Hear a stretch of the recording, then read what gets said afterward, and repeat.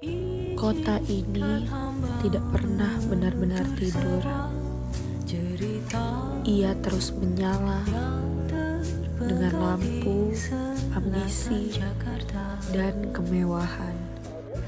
Di antara gedung-gedung tinggi, ada orang yang terus bekerja agar tetap hidup. Mereka membayar banyak hal, waktu, tenaga, dan perlahan kepercayaan.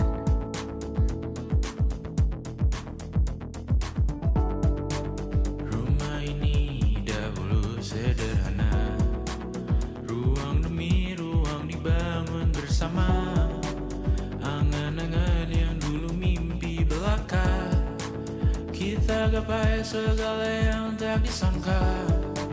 Tak sadar menimbun yang lebih berharga. Katanya, Berdiri di atas semua yang ini lebih bermakna. demi negara, Anak tangga yang berlebihan tapi jumlahnya. di negara yang sibuk meminta rakyatnya untuk jujur, mengapa kemewahan justru tumbuh dari kekuasaan?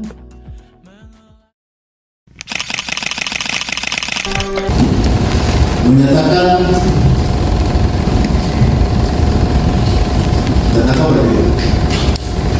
Mantan pejabat pajak Rafael Alun Trisambodo menghadapi pusaran masalah hukum yang mendera. Tidak hanya tersandung kasus pencucian uang dan gratifikasi di KPK, Rafael juga harus melihat anaknya, Mari. Dan ketika satu kasus terbuka, yang runtuh bukan hanya nama seseorang, tapi juga keyakinan bahwa keadilan masih punya tempat.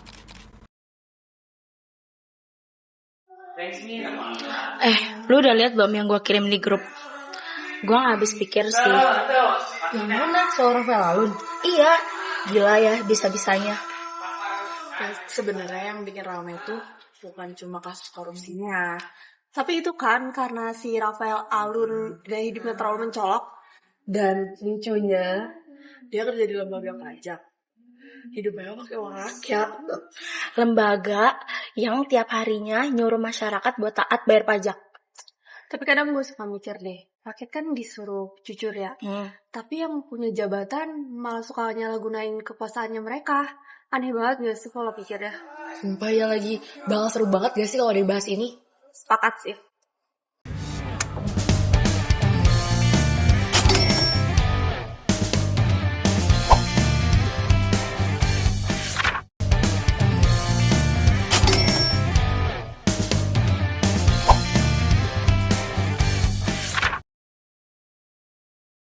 Kita mulai. Yo. Kita duduk dulu. Kita mulai dari openingnya dulu ya. Boleh. 1, 2, 3. Welcome to Bajuri, Bacot, Julid, Ria.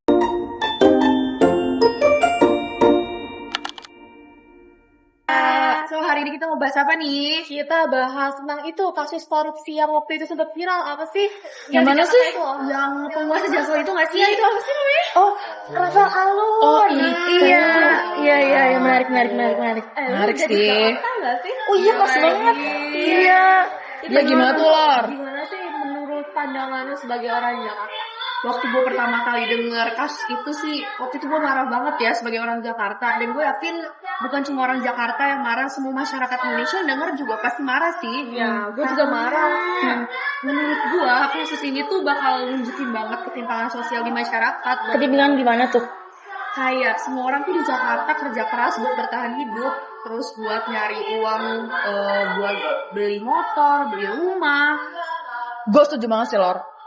Sementara ada pejabat publik yang hidup super mewah dari jabatan publik. Bener banget. Yang kayak gini nih yang bahaya, karena yang kayak gini nih bikin masyarakat tuh suka kehilangan harapan sama negara ini, enggak nggak sih? Iya lagi. Benar. Karena orang jadi mikir Yang ngapain jujur, Bener-bener. kalau yang curang, nah gitu deh. Padahal ya, kalau dipikir-pikir dan kita bayangin, pola pikir kayak gini tuh bakal lebih cepet nyebar loh di masyarakat. Benar, karena yang rusak bukan cuma hukum, tapi Mental masyarakatnya. Karena dari kasus ini tuh ngebuktiin kalau misalnya media sosial tuh berpengaruh besar banget gak sih? benar banget. Setuju. Ya, karena tuh netizen literally bongkar semuanya. Iya, dikulitin banget. Waktu itu sampai ada hashtagnya kan. Iya, lagi rame banget. Iya lagi. Cuman sih menurut gua dari situ juga masyarakat tuh bakal lebih cepat sadar kalau korupsi itu nggak jauh.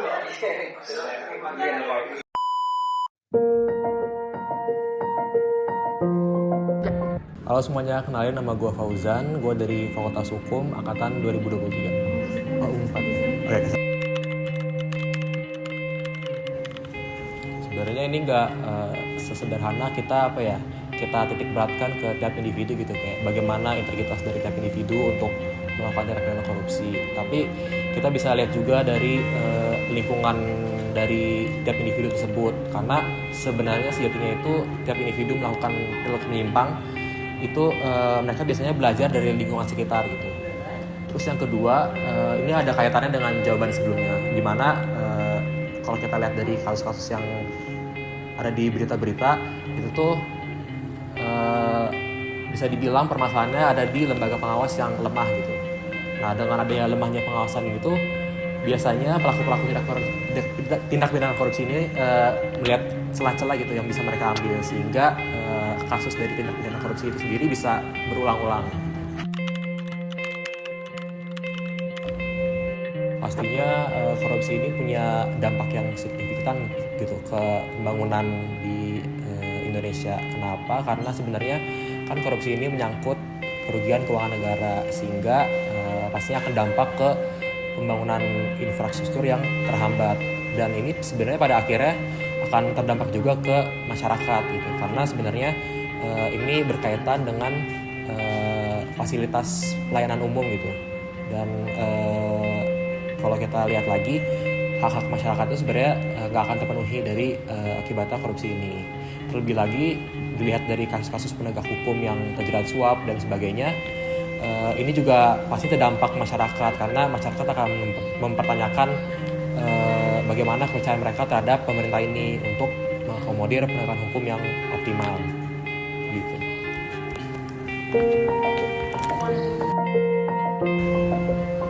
Oke, halo semuanya, perkenalkan nama aku Salsabila Putri dari Fakultas Ilmu Sosial dan Ilmu Politik Universitas Padjadjaran Angkatan 2023. Oke, menurut aku perihal kasus korupsi sendiri tentunya itu buruk banget, apalagi kalau misalnya pelakunya datang dari pejabat publik yang harusnya mereka jadi acuan publik gitu, yang harusnya bisa ningkatin kepercayaan masyarakat. Di sini kalau misalnya mereka melakukan korupsi, malah mereka mengurangi intensitas atau kepercayaan dari masyarakat itu sendiri. Dampaknya tentunya banyak, kayak misalnya yang harusnya kebijakan publik itu ambil dari misal partisipasi masyarakat, gara-gara korupsi itu makanya masyarakat jadi enggan untuk berpartisipasi. Makanya korupsi itu menurut aku bahaya banget sih buat Indonesia ke depannya. Perihal korupsi sendiri, ya alhamdulillahnya masyarakat sekarang udah gampang mengaksesnya, karena yang paling utama tuh kan sekarang akses informasi tuh balik lagi udah gampang banget buat diakses, kayak misal lewat sosial media. Pun lewat sosial media ini masyarakat jadi gampang gitu buat mantau kasus korupsi itu sendiri. Jadi itu yang bikin awareness masyarakat pun, apalagi dari generasi muda makin aware, kayak misal bikin SJ, bikin propaganda, atau bahkan turun ke jalan. Jadi masyarakat makin aware gitu dengan adanya gerakan-gerakan ini.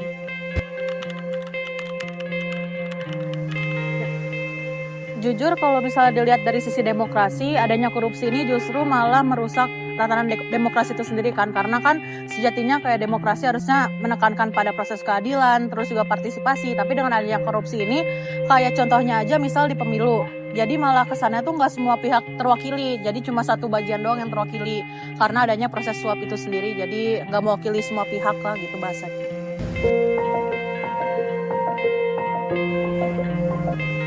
Halo, aku Aisyah dari Fakultas Ekonomi dan Bisnis Universitas Padjadjaran Angkatan 2023. Oke, kalau dari pengetahuan aku sih, korupsi ini bisa banget ya berdampak di banyak hal, terutama kan kalau di kasus ini tuh korupsi pajak ya. Jadi ini tuh bisa berdampak menurunkan kepercayaan masyarakat terhadap pemerintah dan juga terhadap pembayaran pajak atau sistem pajak gitu ya. Dan dari hal ini bisa jadi menghambat ekonomi negara karena pendapatan negara pun jadinya akan menurun seperti itu sih.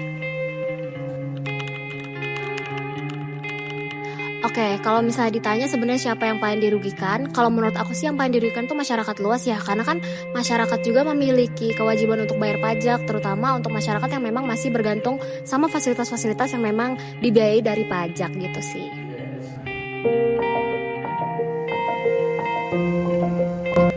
Assalamualaikum warahmatullahi wabarakatuh. Selamat siang. Perkenalkan, nama saya Sri Hadiwi Narningsih.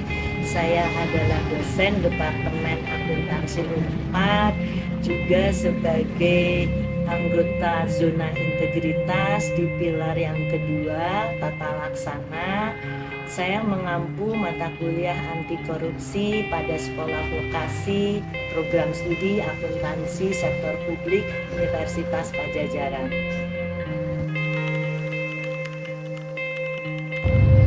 Menurut pendapat saya, mata kuliah anti korupsi ini adalah amanah dari konsekuensi Universitas Padjadjaran, Fakultas Ekonomi dan Bisnis khususnya Sekolah Vokasi yang semuanya sedang berjuang untuk memperoleh predikat wilayah birokrasi bersih dan melayani atau WBBM setelah diperolehnya predikat WBK.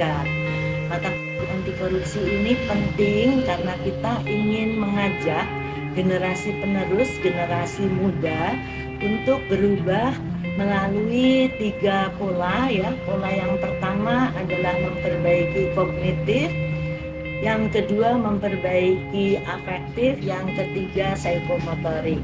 Dengan diajarkannya ketiga pilar ini di dalam mata kuliah anti korupsi, kita berharap generasi yang akan datang akan jauh lebih baik.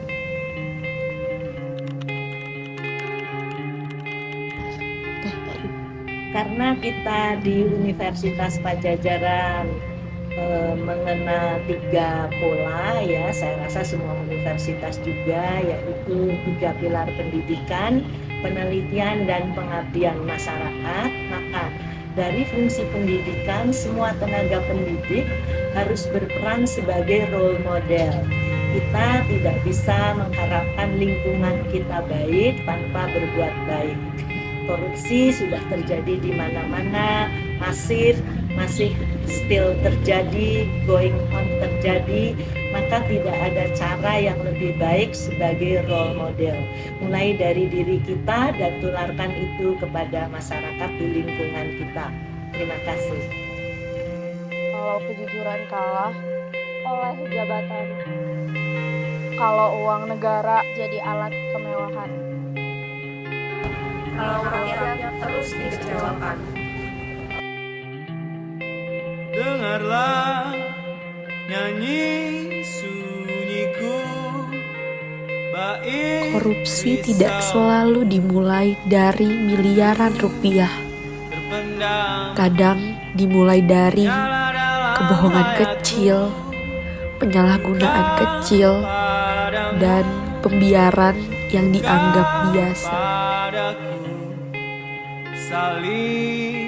Masa depan negara ini mau dibangun dengan integritas atau dibiasakan dengan korupsi.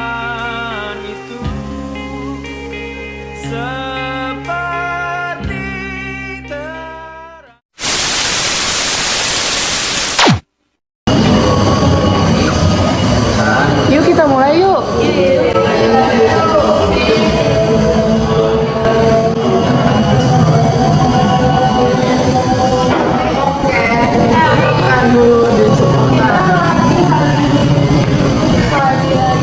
Selama ini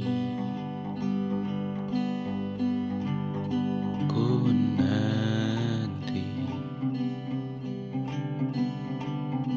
yang ku berikan datang berbalik,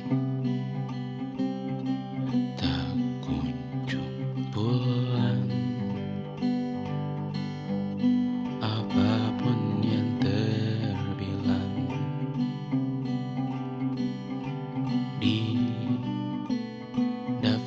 pamrihku